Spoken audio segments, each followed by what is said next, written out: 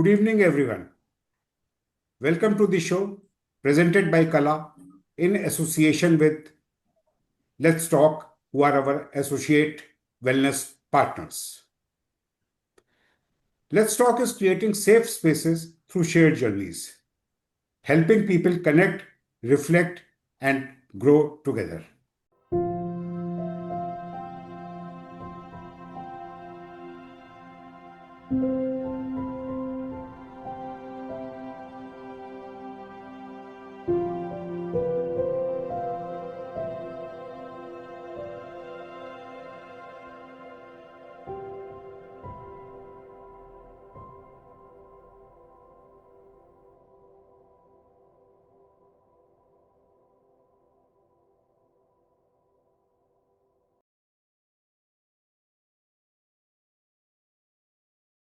The creativity continues at Kala.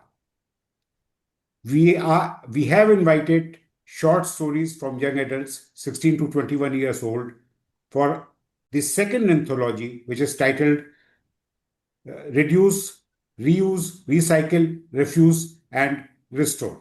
That's right, environment protection. We can't wait to receive these short stories. The 25 of the best short stories will then be published in an anthology. And we can't wait to discover these fresh, inspiring voices. Now, back to the show. So let me introduce our moderator, Vardhan Dharkar. Welcome to the Namaste. show, Vardhan. Thank you. A quick introduction. Vardhan left his corporate career to follow his passions for fitness and creativity. He brings curiosity, warmth, and insight to every conversation and always leaves us with something to think about. And now, the guest of the evening. Tonight, we are joined by a remarkable guest. That's Ketaki Karnik. Hello, everyone. Hello, Ketaki. A quick introduction. A corporate strategist, policy analyst, and author, Ketaki heads research and insights at NASSCOM, the apex body for India's technology industry.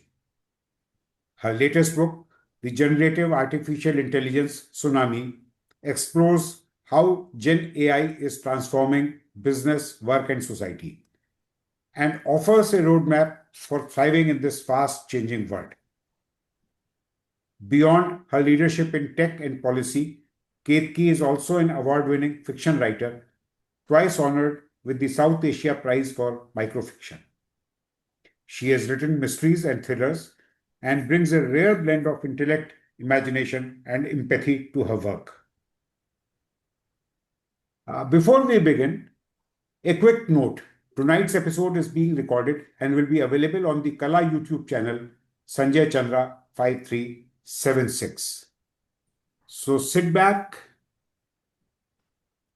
relax, and enjoy the show presented by Kala in association with Let's Talk, featuring Ketaki Karnik in conversation with Vardhan Dharkar. Over to you, Vardhan. Over to you, Ketaki. Thank you. Thank you so much, Sanjay, for your warm introduction. And namaste to all our viewers in Bharat and outside of Bharat. Welcome to yet another edition of The Show. And today, indeed, we are privileged to have a guest who brings so much of knowledge and expertise to this subject. And I'm so eager to have a conversation with her. So, Ketaki, we begin our conversation. Absolutely pleasure to speak with you, Vardhan, as always. Thank you. Thank you so much. So my first question is for our viewers, if you can explain what artificial intelligence is all about and why is it that everyone is talking so much about it?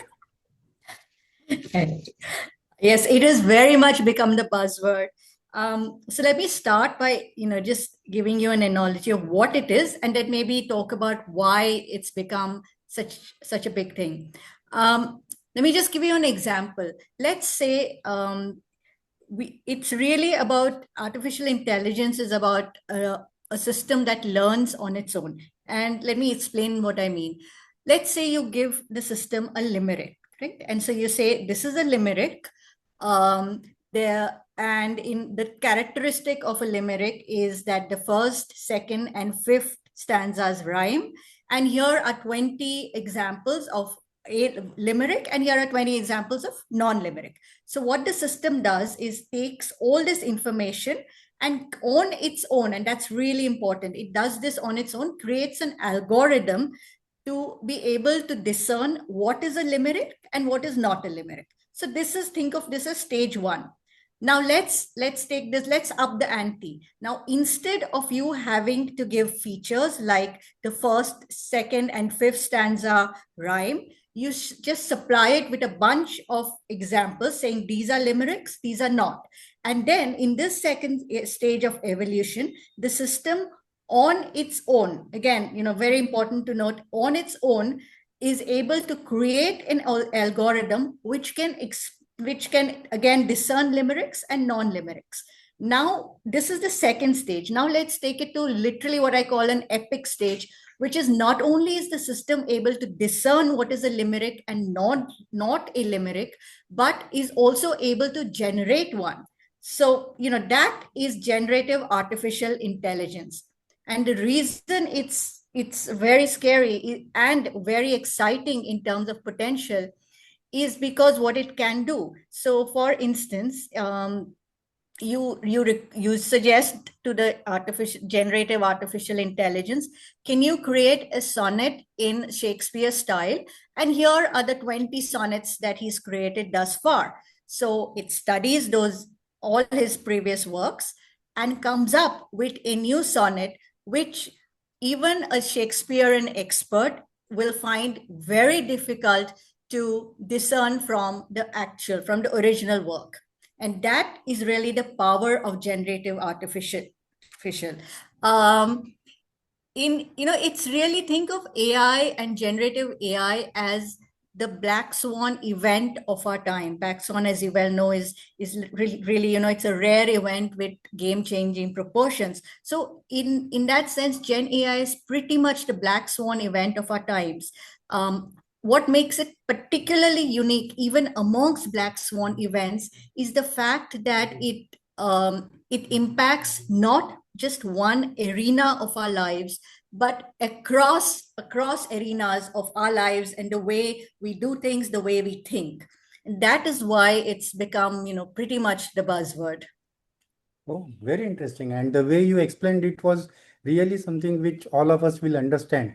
And that actually may help us to really start thinking about what AI can do for us.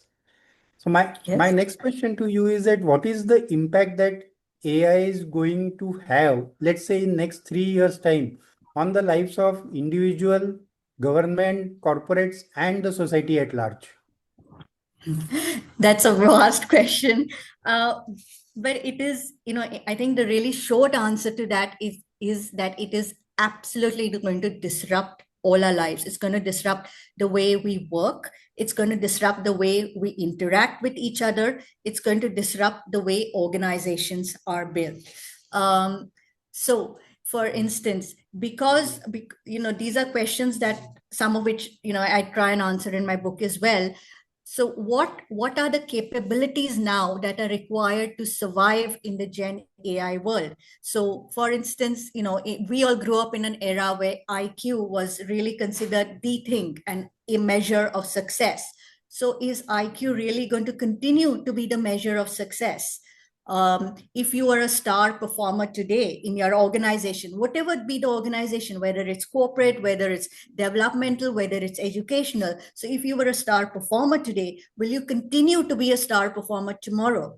If you are a startup or a sort of small business, are you going to be able to survive this tsunami of artificial intelligence? So these are, some of the questions that I've tried to answer in my book as well. It's going to have a vast impact in terms of the way services are delivered and just the services in itself. Let me give you a very, very simplistic example. How the way we write, for instance, social media posts. Many of us spend, if we're writing a social media post, we would spend a good, half an hour trying to draft well because you want to have impact, etc., etc. With generative artificial intelligence, you just need to tell it that, I need a social media post on the show. it would generate something in 30 seconds or even less.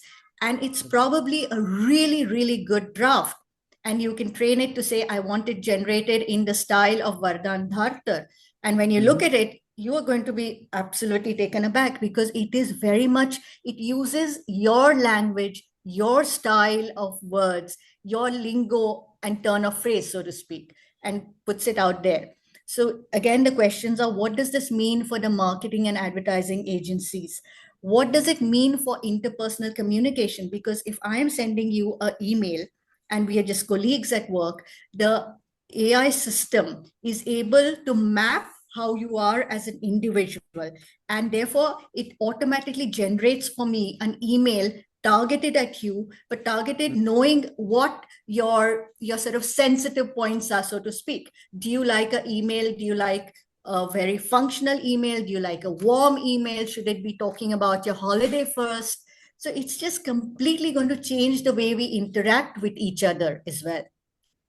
Okay, that's something which is really, um, so to say, completely game changer for the way we have been functioning and way we have been working to what it will be in future.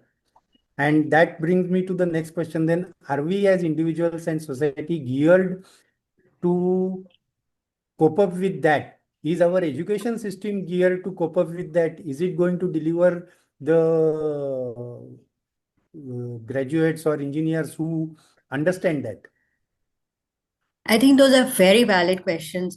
And let me answer that in two parts. One is just, is the system geared to do that? And second is just at a broader level. So at a broader level, there have been concerns echoed even by equivalent of the father of artificial intelligence and very eminent experts that we need to be cautious about the power of AI.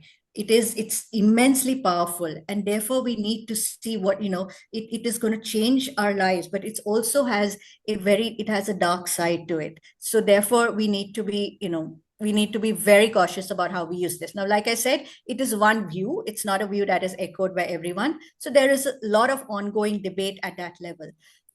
In terms of, how, what does it mean to for us as an individual?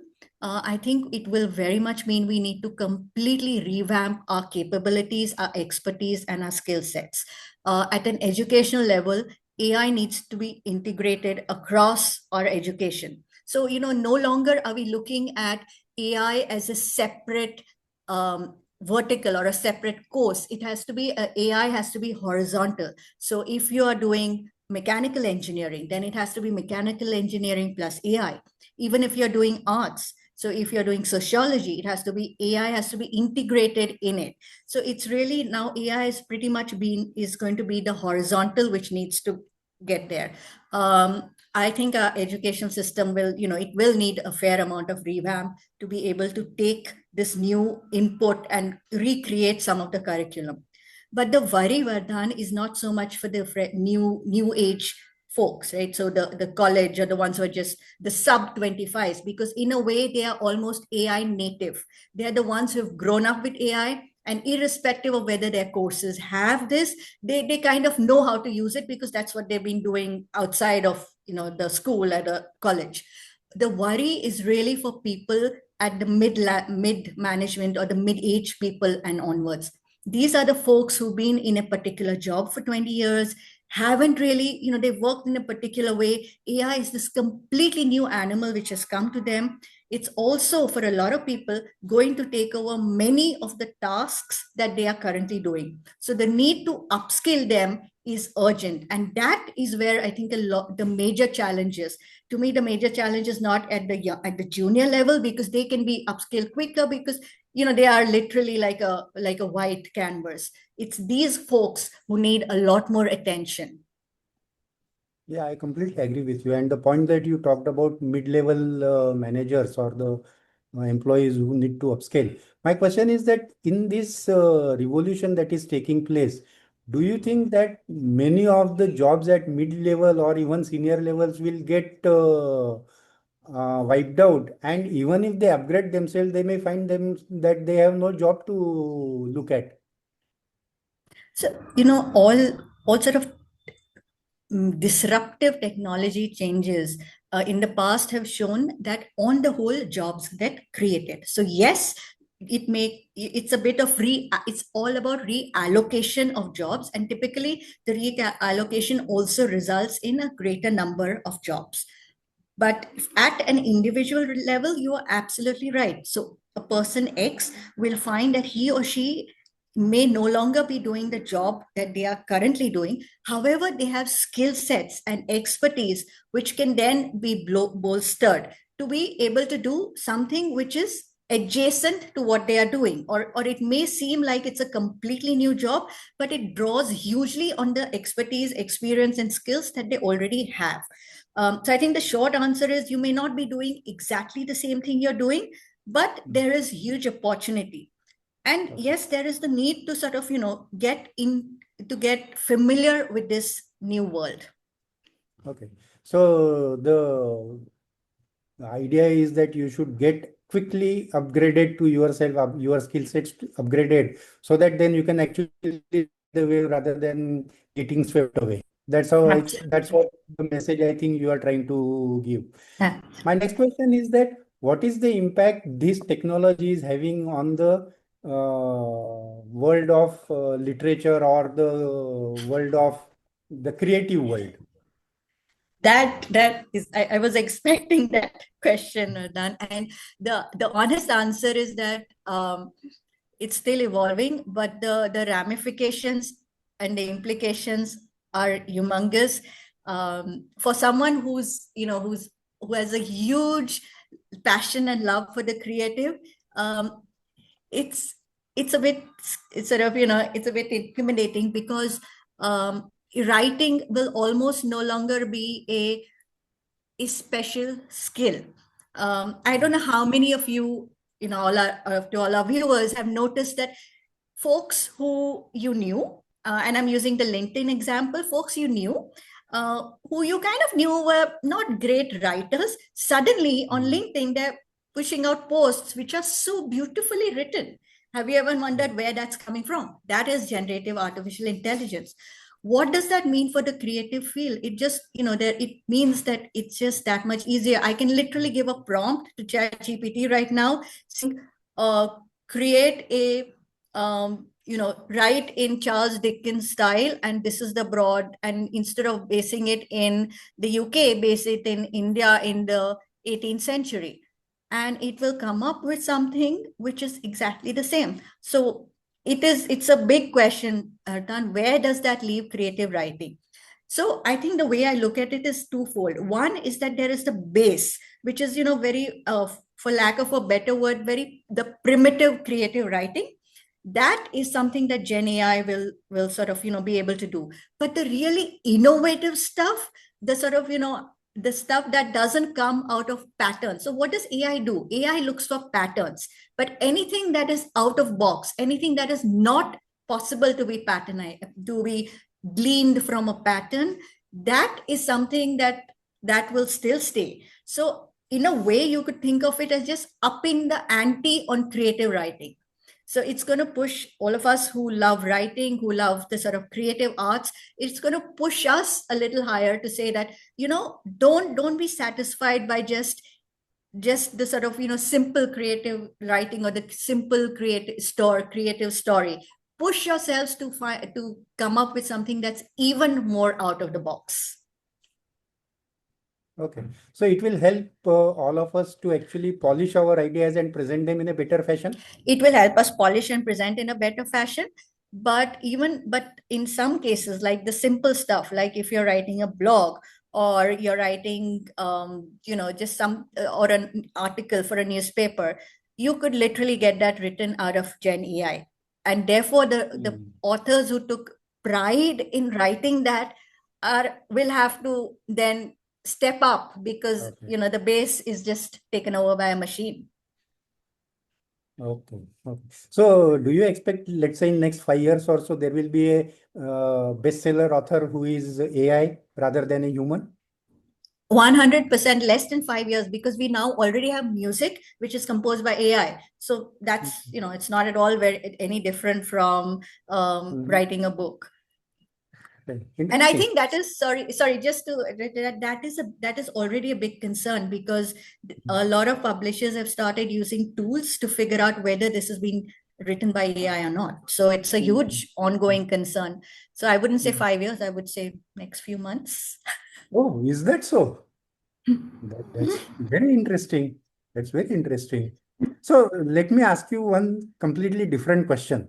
Is that what is it that has changed in you as an individual? How you have been using this technology to help improve your life? So I think the various aspects to that. One is, when you are writing something, as you mentioned, it's a good platform to bounce ideas. So if you're saying this is what I think, let's say you're creating a plot for a book, it's a good sort of, instead of bouncing it off a person, you're bouncing it off a computer, saying this is what I'm doing. Do you have any idea? So that's something that really helps. And again, like I said, then it drives you to think a little more, a little deeper, etc. From a work perspective, it's very useful for research. So you want to know something about, as abstract as fireflies in Brazil. You just put it in, and within a minute you are an expert on fireflies in Brazil. There is, of course, the danger. You have to be careful, which is hallucination, which is a lot of the AI models today have the tendency to make up stuff. So if they don't know something, they'll just make it up. So that's, you just have to be careful of what the sources are. But that's, so research is again something that AI helps a lot with. And like I mentioned, writing. So if you're not writing for creative purposes, but for official purposes, where it's not writing, where the writing itself is not the hero of the piece, but the thought is the hero of the piece, or the research is the hero of the piece, then you can get that written by Gen AI. So I think that's again something that will change. Okay. So now let's discuss your latest book, and maybe if you can share with us what motivated you to write this book, and what is that broadly, if you can talk about the book. Fair enough. So actually, this the Gen AI Tsunami, the book didn't really start as a book. It was just a series of ruminations. There were, as you mentioned, there was and there continues to be a huge amount of noise about AI and Gen AI. But that stuff like it has the power to do this, it can do this, etc. So lots of noise about it. But I realized these were conversations about functionalities. So it has the ability to write you an Instagram post. It has an ability to do this in your style, etc. But what was missing was the implications. So if you put all these capabilities together, connect the dots, so to speak, what does it mean for industry structure? What does it mean for organizations? And most importantly, what does it mean for people like you and me who work in corporates? So what does it mean for corporate professionals or professionals working in any sort of organizations? So that really was the genesis of the book. So the way the book goes is it unpacks 10 pivotal shifts, transformational shifts. I call them megatrends that will absolutely disrupt the Indian organizational structure, like I mentioned. So, for instance, what capabilities are required to succeed in this new world as an individual? Um, how should organizations react? So small businesses, startups, how should they react? Will they just be taken over? What does it mean for the way people interact at work? What does it mean from a workforce perspective? So to give you an example, one of the things I've said is that because of Gen AI, because of its implications, suddenly we will see a whole host of sociologists, psychologists entering core functions in organizations. Now, we know that typically in Indian organizations, sociologists, psychologists are not really considered core, right? You have the management, you have the MBAs, you have the SCAs, you have the finance people, you have engineers in the manufacturing, but really not a bunch of sociologists. So, but that is going to be the core, because it's now about understanding people. A lot of the other functions are what artificial intelligence does better than humans. So it's just going to rejig the way the organizations are. So this book then talks about that. What it does is it just doesn't leave it as a sort of insights, but it really talks about action, which means that how should organizations and people react. So it's a response. So it talks about responses that organizations should have and humans and people should have to this tsunami. Okay, so that's very insightful, and I think that is very much a need of the hour. Is that for every one of us to understand what it means? How is the book received? What was the feedback that you got? So I think it's for a lot of people it's very useful. I think so it's transcended from the interesting to useful, because that was my intent as well, that it should be literally a playbook. It should be something that is not, it's not just about 50,000 feet. Oh, wow, that's a good idea. But it should be about how I can do something and how I can, succeed in this world. And I think that is the kind of feedback I'm getting. And that's something that I'm quite happy about, because that was the intent of the book. Okay, so who should read this book? Is that something somebody who is at the corporate office and CEOs, CFOs, or CXOs, or it is something like you and me, or all of us should read? So I think the short answer is all of us. It is not a tech book. So it's not about coding. It's written in a language which is very, very comprehensible to anyone who's not in the tech space. All of us should read it, which is people like you and me, people who are younger and people who are older, because it is something that is going to affect all of us in our work and our personal life. The book focuses more on the work aspect, but similar lessons apply to your personal life as well. So it is going to affect us because it's going to change the way we work. It's going to change the organizations we work in, and it's going to change the context of the organization as well. Okay. Okay. So in short, every one of us should read. Now, let's put it this way: is that I have understood the importance of this and the fact that this is going to change my life forever. How do I learn and how do I get on top of the situation? So I think that is the sort of specifics, obviously unique to every individual. But the first thing really is to take a hard, long look at the role and the expertise that you have currently. Now, I'm responding to this as for someone who's maybe in their mid age, so therefore they have a certain career. For the younger folks, like I mentioned, they're a lot more nimble because they don't have the baggage of having worked. So it's good to look at where you are, and then take a hard look at how AI and Gen AI and all its offshoots such as agentic AI will affect your role. And Okay. that's where you need to understand what can you do, what needs to be done. So obviously it's useful to get a general understanding of AI, but I think it needs a lot more than that. You need to first understand what is the impact, how soon is the impact, because that will give you a runway to understand how long you have to either upgrade yourself or look at new options and be there and make the difference. It's still, there's a lot of talk about it.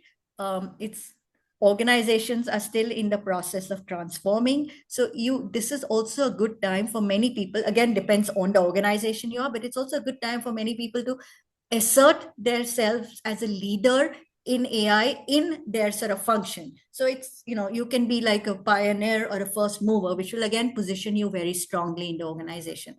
But my steer would be start now. Okay. So time is of essence. Absolutely. Okay. So apart from technology, you have also been writing books on mystery and fiction. So how do I look at these two different buckets? What is it that motivated you to do that? Okay. So, I've always been very fascinated by solving puzzles, and, right from childhood. And this sort of evolved into a love for detective fiction, mystery fiction, and not just reading, so initially it was reading, but then the more sort of really difficult part, which is the task of creating a mystery. So what should the clues be? What should the red herrings be? So that was something I really enjoyed. And also, I guess as someone who's enjoyed twists and turns, not just in terms of plot, but also in terms of writing, it was kind of obvious that I would segue into writing detective fiction. I know, to your question, I know that books and writing is conventionally compartmentalized as fiction and nonfiction. But to me, the process of ideating for my nonfiction books was also very similar to my fiction books, because it's about creating a plot. So whether it is about Gen AI or it's about stolen jewels, and building a world around that, a world which is, very heavy on sort of very, very deep foundations in terms of research. I think often what most people miss is that for many thrillers and many mystery books, there is a lot of research that's gone into it. So it's about research, and it's about out of box sort of thinking in terms of responding to questions like so what or what if. And that's what gives you the whole story. So whether it is fiction or non-fiction, the process is very similar. Hence writing about fiction and non-fiction are just, to me, it's just literally two sides of the coin. Okay. That's something which is very interesting. Very interesting.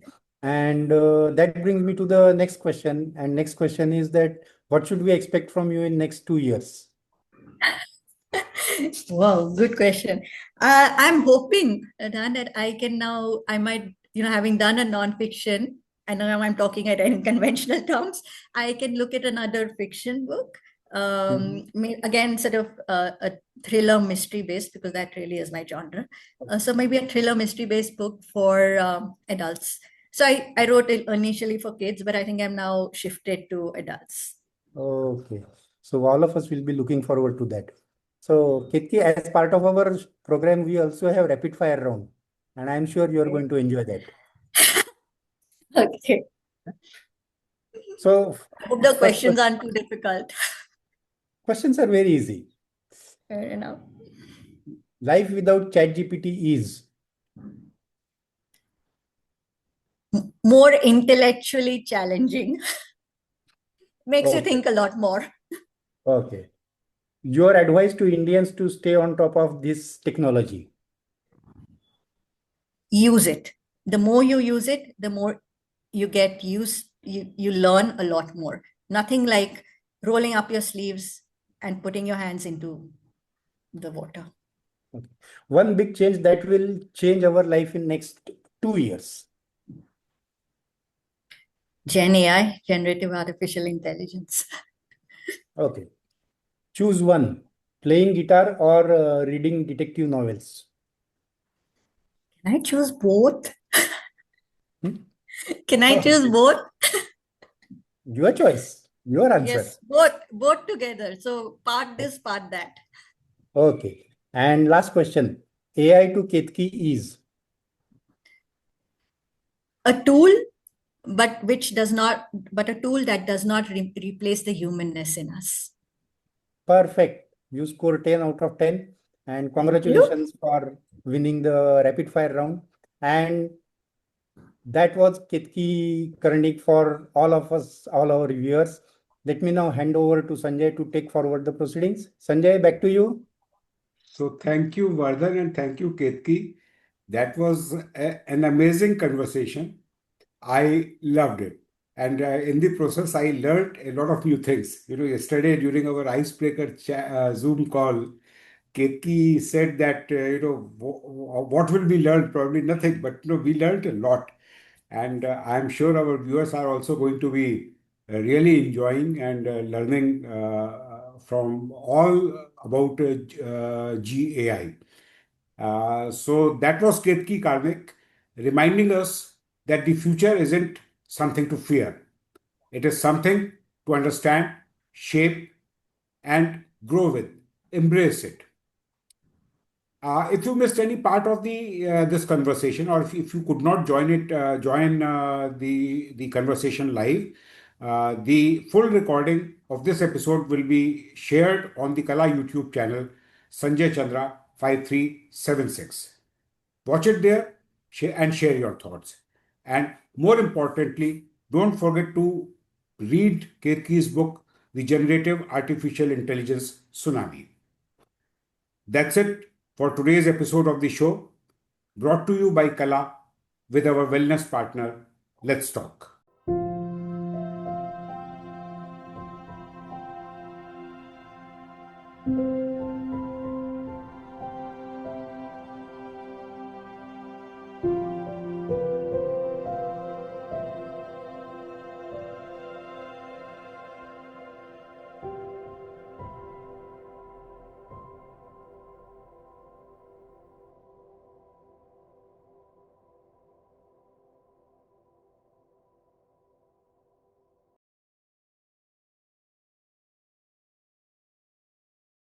See you next time. Till then, stay curious and take care and enjoy the rest of your Sunday evening. Bye bye.